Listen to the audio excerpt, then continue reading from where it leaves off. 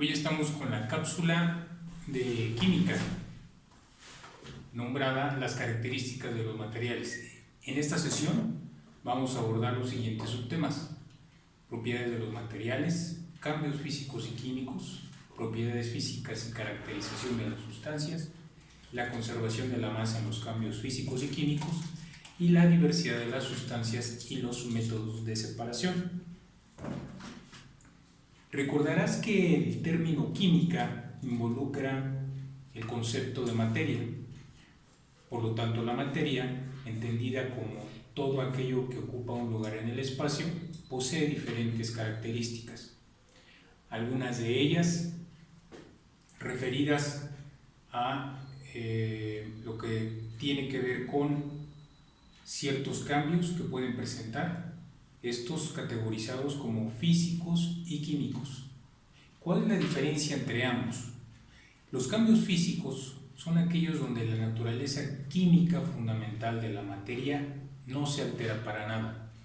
El ejemplo clásico es la congelación del agua. De cualquier forma, si tú congelas el agua, si la descongelas, si logras que esta agua vuelva nuevamente a solidificarse, siempre va a seguir siendo la misma constitución química, es decir, 2 átomos de hidrógeno por 1 de oxígeno. Al contrario, los cambios químicos definitivamente sí alteran la constitución química de la materia. Y la clásica interacción en la cual cambian estas propiedades son las reacciones químicas. Es decir, al principio de una reacción química tú tendrás 2 reactivos que tienen ciertas características químicas muy específicas.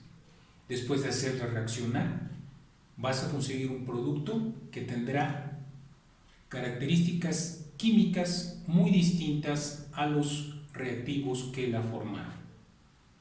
De esta manera, un cambio químico es menos reversible, es decir, puede con menor probabilidad regresar al estado original de sus reactivos que lo que es un cambio físico, el cual tiene mayores probabilidades de que sea reversible.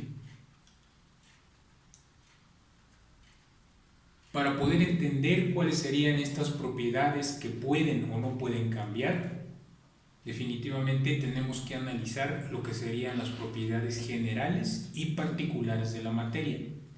Las propiedades generales se aplica a todas aquellas que constituyen a un concepto aplicable para todos los elementos que se conocen y compuestos. Es decir, todos los compuestos tienen una cierta extensión, poseen una capacidad de impenetrabilidad, es decir, que ningún otro compuesto puede estar ocupando el mismo lugar en el espacio. Poseen una cierta red de pequeños espacios por donde puede circular aire, esto es porosidad. Tienen la propiedad de que si tú no aplicas una fuerza determinada a cualquier cuerpo, este nunca se va a mover. Poseen una cierta cantidad de materia denominada masa y tienen una cierta propiedad de, en algún momento determinado, dividirse o partirse. Estamos hablando de que todas estas propiedades son aplicables a la mayoría de los elementos y los compuestos. Ahora bien, existen elementos y desde luego compuestos que tienen propiedades que son muy particulares, es decir, las distinguen completamente entre un compuesto y otro. Estas son, por ejemplo, dureza y tenacidad. El ejemplo clásico es de que un metal, por ejemplo, titanio, es mucho más duro y presenta mayor tenacidad incluso que el acero. Lo mismo ocurre, por ejemplo, con lo que es la cohesión molecular, es decir, el arreglo de las moléculas al interior del compuesto. Cada uno de los elementos, por ejemplo, de la tabla periódica, posee una cohesión molecular muy definida y muy particular. no se parecen entre sí. La fragilidad se refiere a aquellos elementos que tienden a romperse más fácilmente que otros. La ductibilidad, aquella propiedad que tiene de alargarse o de poder, por ejemplo, conformar hilos o alambre. Y la maleabilidad, aquella propiedad que tiene el elemento o el compuesto para que pueda moldearse y probablemente regresar a su forma original. De manera que cada una de estas van a definir muy particular y específicamente a un compuesto o un elemento. Recordarás que la materia y la energía son dos grandes palabras que son principios de la química, pero también en este caso, por ejemplo, de otras ciencias como la física. Es muy importante para la química establecer que las leyes de conservación, tanto de materia como de energía, cumplen los mismos principios, es decir, en ambas, de alguno o de otro modo, no se crean ni se destruyen.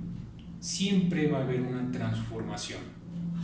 De esta forma, si tú haces una reacción química con un determinado peso en los reactivos, al hacer este producto, esta unión de estos dos reactivos de inicio, vas a seguir obteniendo el mismo peso completo que obtuviste de pesar individualmente ambos reactivos de inicio.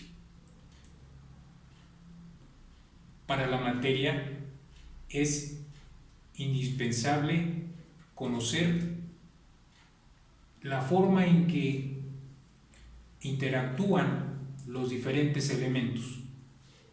En la naturaleza encontramos mezclas definidas como agregación o incorporación de varias sustancias o cuerpos que no tienen entre sí reacción o acción química. El ejemplo más claro es el del azufre más la limadura de hierro. Si tú los mezclas perfectamente, después de pasar un imán por esta mezcla, vas a poder fácilmente separar la limadura del azufre. En cambio, en un compuesto donde yo agrego azufre más la limadura de fierro, pero agrego temperatura, existirá un cambio, es decir, hay una reacción. Por lo tanto, el poder acercar un imán para intentar separar la limadura de hierro sería inútil, ya que el cambio químico se ha dado y se ha formado un nuevo compuesto. En química tenemos también la definición de que hay sustancias puras conocidas como aquellas formas de la materia cuya composición química es fija y definida, no varía, sin importar las condiciones físicas en que dicha materia se encuentre. Podemos encontrar sustancias puras simples, aplicado a cualquier elemento químico. Cualquier elemento químico de la tabla periódica se clasifica como una sustancia pura simple. Y tenemos sustancias puras compuestas. Allí tenemos, por ejemplo, el agua y el dióxido de carbono, por ejemplo. Decíamos que las mezclas, siendo uniones de dos o más sustancias en una sola, se combinan físicamente, mas no químicamente. Podemos tener mezclas homogéneas, en donde los componentes de la mezcla no se distinguen a simple vista, pero están presentes.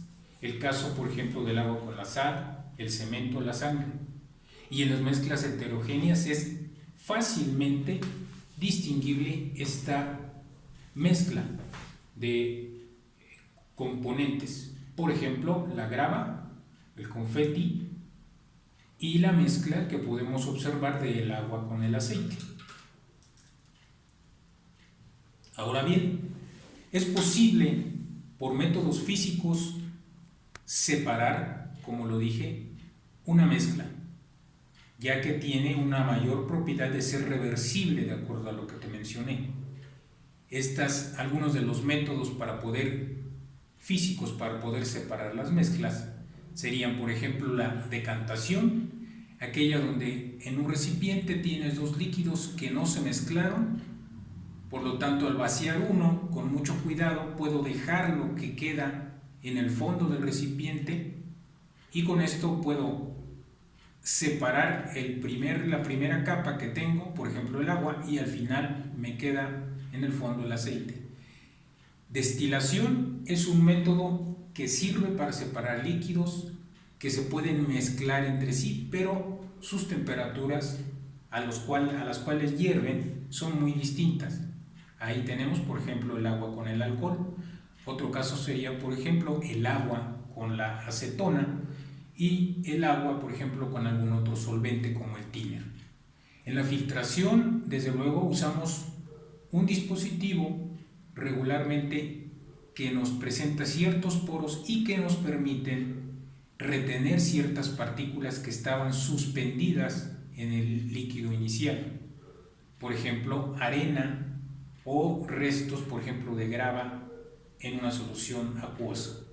Y por último, la evaporación y la cristalización tendrán que ver desde luego con que el solvente que tú tienes o el líquido en un recipiente pueda, por efecto de la temperatura,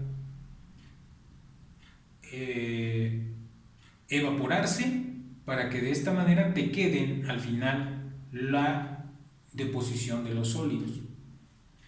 Es un ejemplo, por ejemplo, la sal disuelta en agua o bien cualquier tipo de sal en un disolvente inorgánico. Hasta aquí nuestra cápsula sobre propiedades de los materiales. Nos vemos en la próxima.